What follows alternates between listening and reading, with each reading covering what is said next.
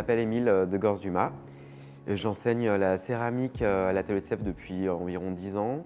À côté, je suis aussi artiste, où je travaille, je fais de la sculpture, je fais de la performance et de la vidéo. Je travaille aussi dans la mode, où je peux autant faire de la réalisation pour des vitrines que de la direction artistique. Et après, je travaille aussi le design, où je vais collaborer avec des marques de design, ou alors je vais aussi fabriquer mes propres objets. Ce qui m'a beaucoup plu dans la céramique, c'est le fait de déjà travailler la matière et surtout toutes les étapes de transformation. Comment on part d'un morceau de terre qui est très brut à quelque chose qui peut être verni, doré. Quand je vais enseigner la céramique, je vais plus me baser sur les caractéristiques spécifiques de la céramique plutôt que la technicité.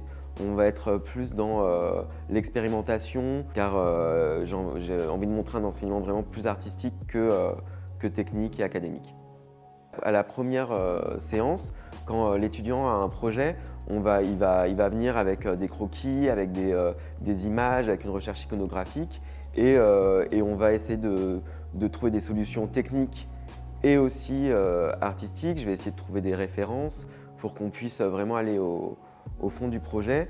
Il y aura une première étape qui sera après le modelage. Donc l'étudiant va fabriquer sa pièce avec de la terre. Et après, il y aura tout un temps de séchage. On va devoir après cuire la céramique. Et après, il y a toute l'étape d'émaillage. Donc c'est tout ce qui va être la mise en couleur avec des glaçures, avec des aspects mat, métallisés.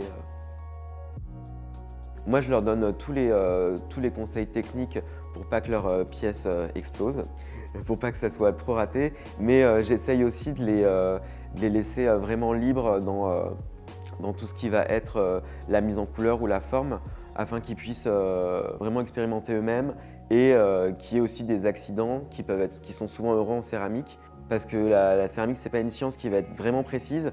Il peut y avoir aussi des choses qui vont différer tout au long d'une cuisson ou d'un temps de séchage. Et après, cette céramique, en fait, ça dépend de l'étudiant et de ce qu'il a envie de faire. Elles peuvent exister à travers d'installations, de photos, de vidéos, de performances aussi. Ce qui est intéressant à l'atelier de Sèvres, c'est qu'on va permettre aux étudiants de découvrir vraiment différentes possibilités d'enseignement à travers un même médium.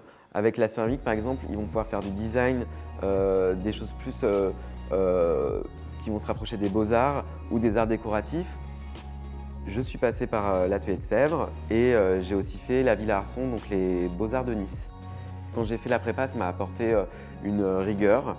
Ça m'a aussi développé ma curiosité et ça m'a surtout aussi fait rencontrer plein de gens, des amis que j'ai encore et qui sont dans un spectre artistique assez grand. Ça nous a vraiment permis de faire une grande famille, autant amicale qu'artistique. L'atelier de Sèvres, c'est une année, mais c'est pas qu'une année, en fait, ça peut être un suivi, ça peut être des rencontres qui peuvent aussi continuer artistiquement.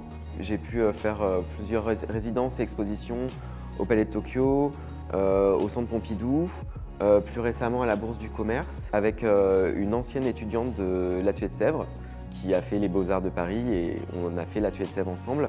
Ce qui est intéressant aussi dans l'atelier de Sèvres, c'est qu'on crée un grand réseau. On peut être amené, on peut être amené à inviter des étudiants à une exposition. Des étudiants peuvent nous inviter aussi en tant que professeurs à participer à des expositions. On va rester sur de la bienveillance et un échange qui va au-delà de cette année de prépa ou de bachelor. Ce qui va faire la force de cette école, ouais, c'est tout ce qui va être il y a une certaine rigueur à la préparation au concours et il y a aussi une qualité dans les ateliers, la diversité des ateliers. Il y a un atelier de sérigraphie, un atelier de céramique, un atelier de construction. On va être une école qui va être assez complète au niveau de la technicité.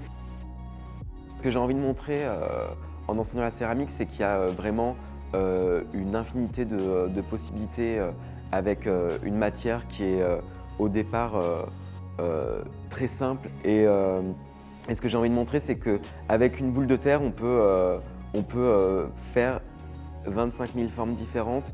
On peut avoir plein d'aspects différents, de mat, de brillance, de couleurs, d'aspects. Et j'ai envie de leur montrer que la céramique, ça va être un médium qui va vraiment donner un éventail de formes et de couleurs qui est à la limite de l'infini.